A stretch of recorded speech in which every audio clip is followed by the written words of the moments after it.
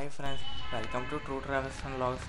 బొబ్బిలి వెళ్ళిన తర్వాత చూడాల్సిన ప్లేసెస్: బొబ్బిలి కోట ఒకటి, వేణుగోపాల స్వామి గుడి, వారి స్తంభం. బొబ్బిలి కోట నుండి బొబ్బిలి కోట గురించి అయితే షార్ట్లో అయితే విడుదల చేశాను, చూడండి. ఇప్పుడైతే బొబ్బిలికి వారు గల కారణాలు చెప్తాను. హైదరాబాద్ నిజాం సలబాత్ జంగ్ బుసిని ఉద్యమం నుండి తొలగించిన వార్త తెలిసిన తర్వాత విజయనగర రాజులు తప్ప ఉత్తర కోస్తా జమీందారులు అందరూ ఫ్రెంచి వారికి శిస్తులు చెల్లించడం మానేశారు. బూసి నిజాంతో రాజీ కుదుర్చుకొని సర్కార్ జిల్లాలతో పర్యటనకు వచ్చాడు. 1757లో బూసి నిజాం సంస్థానం నుండి బయలుదేరి మచిలీపట్నం మీదుగా రాజమండ్రి చేరుకొని కోటపల్లి వద్ద మాకం వేశాడు. పాలెగాళ్ళు జమీందారులను సంస్థానాధీశులను వచ్చి తనను కలవమని చెప్పి పంపాడు. బొబ్బిలి పాలకుడు రంగారావు తప్ప విజయనగర రామరాజుతో సహా అందరూ వచ్చి కలిశారు. విజయనగర రామరాజు దీన్ని అవకాశంగా తీసుకొని రంగారావుకు వ్యతిరేకంగా బూసి వద్ద అత్తడి హైదర్ జింగు వద్ద ఆరోపణలు చేశాడు. మీరంటే వారికి లెక్క లేకున్నా అందుచేత మీ వద్దకు వచ్చి కలవలేదని, ఫ్రెంచి వారికి ఇవ్వాల్సిన శిస్తు సరి చెల్లించడం లేదని వారికి నూరు పోశాడు. వారి రాజ్యానికి పొరుగునున్న తనకు అనేక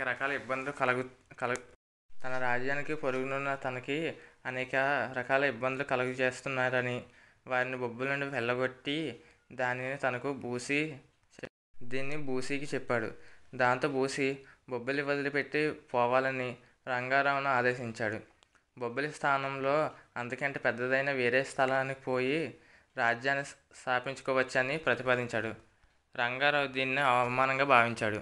విజయనగర రామరాజు తాను బూసికి కట్టాల్సిన కప్పం 10 లక్షలు కట్టేశాడు.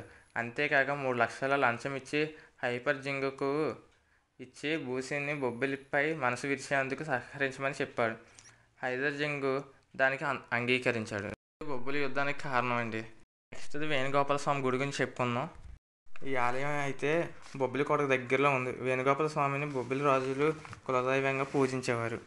మరియు ఆలయ నిర్మాణంలో గోపురం, మండపాలు మొదలైన అన్ని వేరువేరు కాలాల్లో రాజులచే నిర్మించబడినవి. బొబ్బిలి కోట యుద్ధం తర్వాత చిన్నరంగారావు అనే రాజు ఆలయాన్ని పునర్నిర్మించాడు మరియు శిథిలాలను నుండి విగ్రహాన్ని వెలికితీసి ప్రతిష్ఠించాడు. ఆయన గోపురం 1851లో శ్వేత చలపతి రంగారావుచే నిర్మించబడింది. ఆలయ లోపల మండపాలు 1925లో మహారాజు కృష్ణదాస్ రంగారావుచే నిర్మించబడింది. ఆలయానికి సమీపంలో ఉన్న నారాయణ పుష్కరిణిలో తెప్పోత్సవం జరుగుతుంది. వసంత పంచమి రోజున ఆలయం సమీపంలో ఉన్న నారాయణ పుష్కరిణిలో తెప్పోత్సవం జరుగుతుంది. నాకు వీలైనంత వరకు మీకు చూపించడానికి ప్రయత్నించాను. మీరు కూడా ఒకసారి వెళ్ళి చూడండి. మూడవది గంట స్తంభం. దీని గురించి చెప్పడానికి ఏమీ లేదు. యుద్ధం అయితే అక్కడే జరిగిందని చెప్పుకుంటూ ఉంటారు. వీడియో నచ్చితే లైక్ చేయండి, ఇన్ఫర్మేటివ్గా ఉంటే షేర్ చేయండి, సబ్స్క్రైబ్ చేయండి, పక్కన ఉన్న బెల్ ఐకాన్ అయితే ఆన్ చేసుకోండి.